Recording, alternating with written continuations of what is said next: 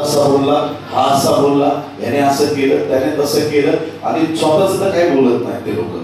परंतु मी प्रभूला विचारलं की हे असं घडतंय, मी काय करावं. प्रभूने मला सांगितलं की तू शांत राहा. किती लोक आमेन म्हणतील या गोष्टीला?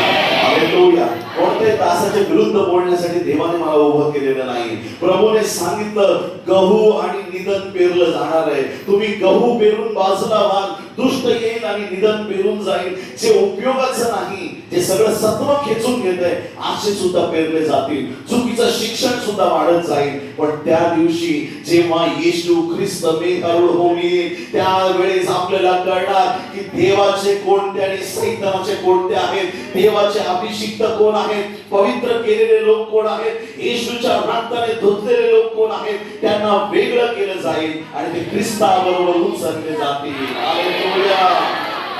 देवाच्या प्रिय लोकांनो, ह्या दिवसामध्ये आम्ही सतर्क असलं पाहिजे. या दिवसात आम्ही तयार